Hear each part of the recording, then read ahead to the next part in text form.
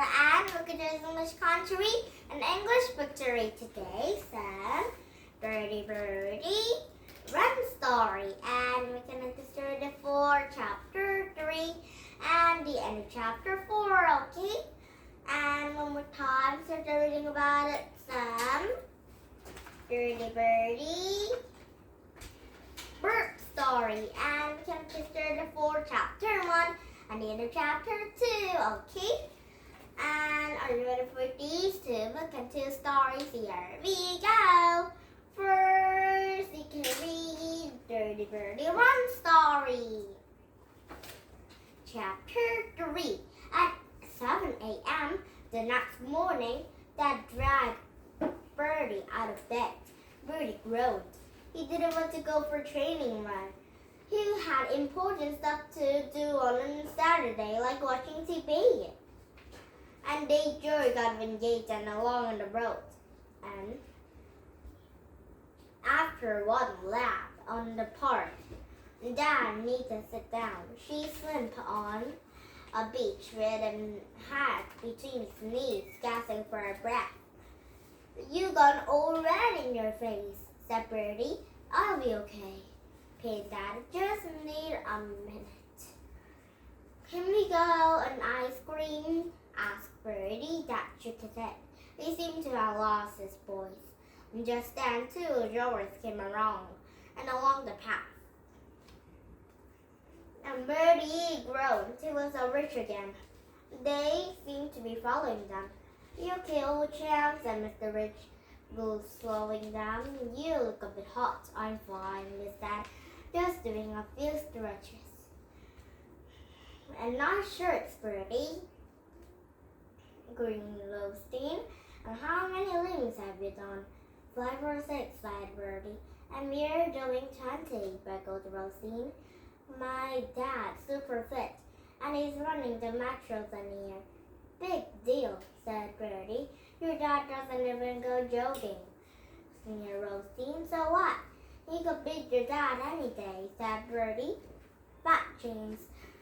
"So Roasting came along, Roasting," said Mr. Rich. "Let's get the chums on the raft back. See you on sports day, then." "It should be fun. Bye-bye, Bertie," jeered Roasting. "If you're lucky, I'll show my winner's medal." And Dad sold after them as they split off. "I can't stand the man," he said. "You're lucky you're not in Roasting's class," sighed Bertie. "And if we win this race, I'll never hear the last of it." "And you're not going to win," said Dad, getting to his feet. "Come on, there's a 3 more laps." Half an hour later, they're alive at home. Bertie protectively to carry his dad out of the house. "What happened to you?" said Mom. "You're joking," explained Bertie. Dad a bit piffed out. "My legs," smiled Dad. My back." And he hovered down the sofa and caused the groans. And Mom shook her head. "Aren't you taking a bit seriously?" she asked. "It's only a school sports day."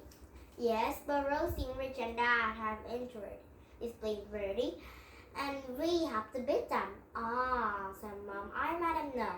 "Well, you boys had better watch out because Susie and I have to put our names down." "For what?" said Bertie. "The relay race," said Mom. "So Rosie and Dad are in the only competition." "Aha, what funny," said Bertie, "and it's getting ridiculous. A whole family is sticking apart." "Oh, it will be fun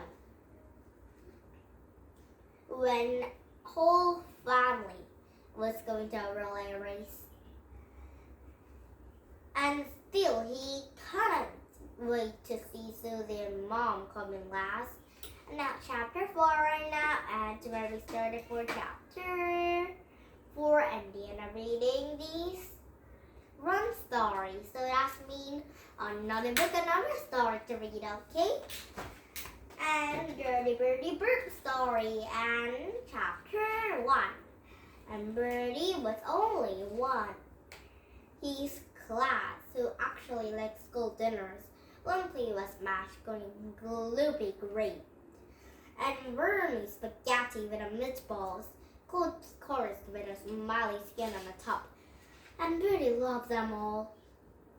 I don't know how you can eat it, said Darren on lunch on Friday, and Bertie stroked his rises and pudding and gave a merry gracious Burp.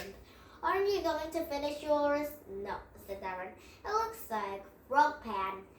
Pass it over, said Bertie. Just then Miss Knicker was had, slipping in the sliding hole with a woman in a white coat. And Miss Knicker rapped on the table in Nation. I want all to meet Mrs. Bimprose, who is our new head dinner lady, she said. And Miss Brumpled was splendid ideas to improve our school meals. And Miss Boonsprout gazing them firmly. Children, she said, it's my job to make sure you all have healthy, awesome diet.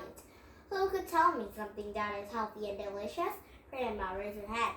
An orange, she said. Very good, began Mrs. Boonsprout. An avocado, so no one is shouting up. Excellent, said Beansprout. Nuts, said Bertie. Wonderful, nuts is very good for you, nodded Beansprout. Great, said Bertie. We'll be out having a diet tomorrow. Stop talking at your dinner, snapped Miss Beansprout. On Monday, Mrs.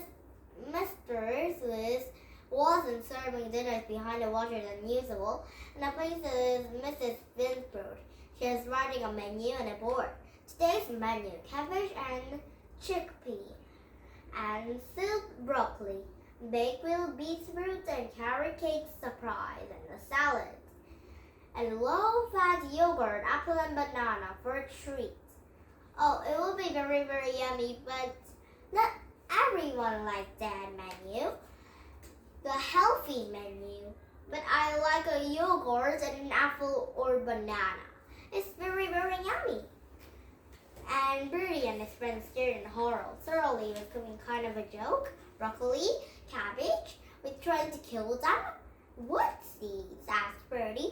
Also lovely fruit and vegetables, said Miss Beansprout, who was going to grow and children need. But where's the chips? Asked Bertie. No great chips, said Miss Spoon. Where is the custard? No horrible custard. Here's a jam and a roly-poly pudding. No scroggy puddings or nasty sugar, said Miss Spoon. From now we're all going to be eating a delicious green and roasty salads. I love salads and it would make a big helping for me. And Bertie gave him a whirling look. Cabbage soup or broccoli bake? Miss Brinspoon asked him. I just have a pudding, said Bertie. Broccoli baked cheese, said Mrs. Brinspoon. And she landed a gloopy green mass on Miss Bertie's plate. Splat!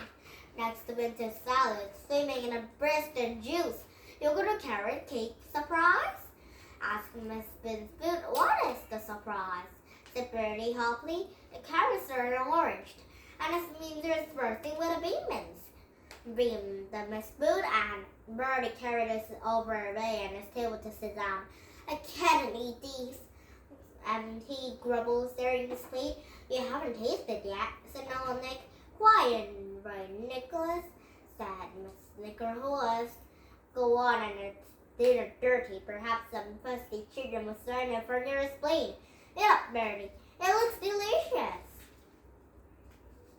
And Bertie raised a forkful of green glue on his lips.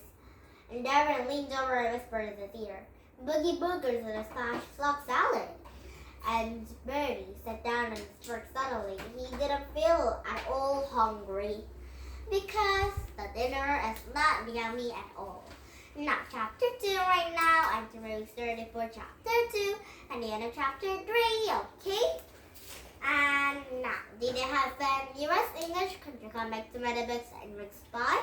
I love books you could buy to this Dirty Birdie Burp story we see tomorrow. And during a new dinner, Birdie's lots of friends. And some yucky dinner will be see tomorrow, okay? And the Dirty Birdie Run story we see tomorrow. And the parents relay race to see tomorrow. And Susie and Bertie and Susie's parents will be see tomorrow, okay? And some of the kind of Rusty Rich and Mr. Rich will be see tomorrow, okay? And the two are going to YouTube and don't forget to thumbs up my YouTube and bye, my friend.